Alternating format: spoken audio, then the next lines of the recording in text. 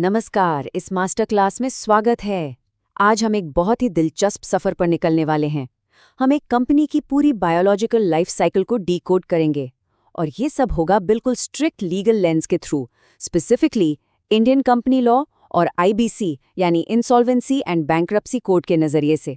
ये एक बहुत ही डीप और रिगरस लीगल एनालिसिस होने वाला है। तो आइए बिना वक्त गवाए सीधे शुरू करते हैं। इस विश्लेषण का रोड मैप बिल्कुल क्लियर है। हम 5 डिस्टिंक्ट स्टेजेस कवर करेंगे। पड़ाव 1, कंपनी का जन्म कैसे होता है। 2, उसकी इंटरनल रूल्स और चार्टर्स। 3, शेयर्स और डिबेंचर्स का फ्रेमवर्क।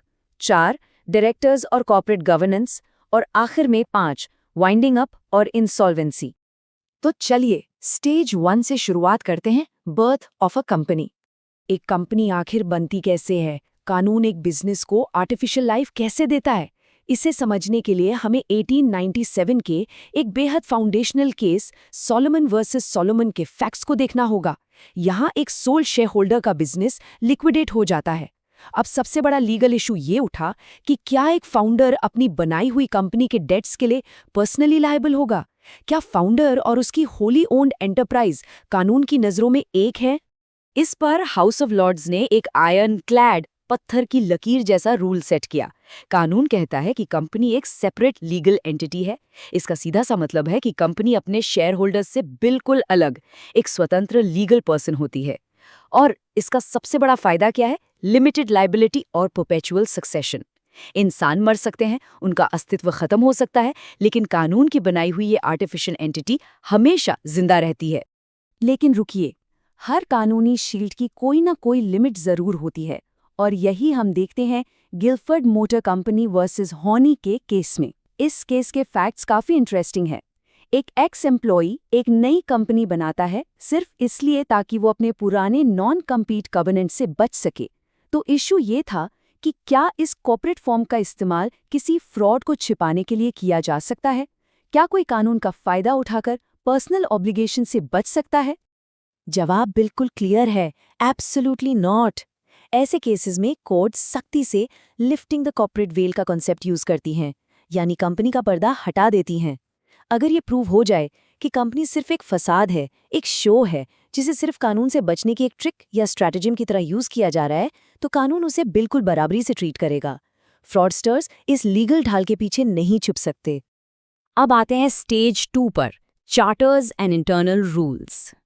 एक बार कंपनी का जन्म हो गया तो अगला फोकस उन कॉन्स्टिट्यूशनल डॉक्यूमेंट्स पर शिफ्ट होता है जो उसकी पूरी एग्जिस्टेंस को गवर्न करते हैं। किसी भी इन्वेस्टर या लॉ स्टूडेंट के लिए एमओए और एओए के बीच का फर्क समझना बहुत जरूरी है। मेमोरेंडम ऑफ एसोसिएशन यानी एमओए एक एक्सटर्नल चार्टर है। ये कंपनी की हदों, उसके ऑब्जेक्ट्स और स्कोप को डिफाइन करता है। वहीं दूसरी तरफ आर्टिकल्स ऑफ एसोसिएशन यानी एओए कंपनी की एक इंटरनल रूल बुक होती है जो बताती है कि कंपनी का इंटरनल मैनेजमेंट आखिर चलेगा कैसे। अब सोचिए, क्या होगा अगर कोई कंपनी अपनी एमओए में लिखी हदों को पार कर ले। एशबरी रेलवे कैरेज का केस इसी स्ट्रिक्ट बाउंड्री का एक क्लासिक एग्जाम्पल है। फैक्ट्स ये हैं कि इस कंपनी का मेन ऑब्जेक्ट रेलवे कैरेजेस बनाना था, पर उन्होंने एक फॉरेन रेलवे कंस्ट्रक्शन को फाइनेंस कर दिया जो उनके एमओए के बिल्कुल बाहर था। इश्यू ये उठा कि क्या शेयर होल्डर्स मिलकर बाद में इस एग्रीमेंट को रैटिफाई यानी ऑफिशियली अप्रूव कर सकते हैं। इस जजमेंट ने जन्म दिया था the doctrine of ultra vires को। इसका रूल एकदम स्ट्रिक्ट है। अगर कोई भी एक्शन एमओए के ऑब्जेक्ट्स क्लॉज के बाहर लिया गया है तो वो फंडामेंटली वॉइड है। कानून में उसकी कोई अहमियत नहीं है। चाहे 100% शेयर होल्डर्स एकजुट होकर हाँ कह दे, फिर भी उस एक्ट को रैटिफाई नहीं किया जा सकता। ये एक एब्सोल्यूट बाउंड्री है जिसे क्रॉस नहीं किया जा सकता। लेकिन हर बार बाउंड्रीज इतनी ब्लैक एंड व्हाइट नहीं होती। रॉयल ब्रिटिश बैंक वर्सेस टर्कवान का केस इसका एक परफेक्ट काउंटर एग्जाम्पल है। यहाँ डायरेक्टर्स ने बिना रिक्वायर्ड इंटरनल रेजोल्यूशन पास किए फंड्स बोरो कर लिए। यहाँ लॉ के सामने एक नया इशू आया। क्या किसी भी इनोसेंट आउटसाइडर को कंपनी के साथ बिजनेस करने से पहले ये वेरीफाई करना जरूरी है कि उनके सारे इंटरनल कंप्लायंसेस पूरे हुए हैं या नहीं? और इस सवाल का जवाब बनकर निकला डॉक्ट्रिन ऑफ इंडो मैनेजमेंट। ये डॉक्ट्रिन उन इनोसेंट आउटसाइडर्स को प्रोटेक्ट करता है। इसका कहना है कि अगर कोई अच्छी नीयत से कंपनी के साथ डील कर रहा है तो वो कॉन्फिडेंटली ये अज्यूम कर सकता है कि एओए में लिखे गए सारे इंटरनल प्रोसीजर्स ठीक से फॉलो किए गए होंगे। आखिर हर इंटरनल डॉक्यूमेंट को क्रॉस चेक करना बाहर वालों की जिम्मेदारी नहीं हो सकती। चलिए अब स्टेज 3 की तरफ बढ़ते हैं, शेयर्स, स्टॉक एंड डिबेंचर्स। किसी भी कॉर्पोरेट इंजन को चलाने के लिए कैपिटल यानी पैसों की जरूरत होती है, और यहाँ इन्वेस्टर्स को दो मेन स्टैट्यूटरी क्लासेस का डिफरेंस पता होना ही चाहिए। पहला, equity shares. Equity share holders company के ट्रू रेजिडुअल ओनर्स होते हैं। इनके पास फुल वोटिंग राइट्स होते हैं, लेकिन अल्टीमेट रिस्क भी इन्हीं का होता है। दूसरा, प्रेफरेंस शेयर्स। इन्हें एक फिक्स्ड डिविडेंड मिलता है और वाइंडिंग अप के वक्त कैपिटल वापस मिलने में इनकी प्रायोरिटी होती है, पर इसके बदले में इनके वोटिंग राइट्स काफी रिस्ट्रिक्टेड होते हैं। अगला पड़ाव है stage 4, directors and corporate governance. Company एक आर्टिफिशियल एंटिटी होने के कारण खुद नहीं सोच सकती। उसको डिसीजंस लेने के लिए ह्यूमन एजेंसी की जरूरत होती है, और इसीलिए आते हैं डायरेक्टर्स। यहाँ कंपनीज एक्ट का सेक्शन 166 काफ़ी ज़्यादा इम्पॉर्टेंट हो जाता है। ये डायरेक्टर्स की फिड्यूशरी ड्यूटीज़ को सख्ती से कोडिफाई करता है। एक डायरेक्टर को हमेशा आर्टिकल्स के मुताबिक एक्ट करना होगा, गुड फेथ में काम करना होगा, रीजनेबल केयर दिखानी होगी, और सबसे ज़रूरी, किसी भी कॉन्फ्लिक्ट ऑफ इंटरेस्ट से बचना होगा। वो अपनी पावर का गलत इस्तेमाल करके कोई अनड्यू पर्सनल गेन नहीं बना सकता। लेकिन क्या हो अगर इंटरनल पावर का गलत इस्तेमाल हो? फॉस वर्सेस हार्ट बॉटल का 1843 का लैंडमार्क जजमेंट गवर्नेंस के इसी डेलिकेट पावर बैलेंस को एड्रेस करता है। फैक्ट्स बिल्कुल स्ट्रेट फॉरवर्ड हैं। कुछ माइनॉरिटी शेयर होल्डर्स ने डायरेक्टर्स पर उनके फ्रॉडुलेंट कंडक्ट के लिए मुकदमा कर दिया, लेकिन इशू बहुत बड़ा था। क्या individual share holders directly company के बिहाफ पर ऐसे लिटिगेशन को लीड करने का लीगल स्टैंडिंग रखते हैं? इस पर कोर्ट ने बड़ा ही डिसाइसिव ऑर्डर पास किया और इस्टेब्लिश किया द प्रॉपर प्लेंटिफ रूल। कानून बिल्कुल क्लियर है।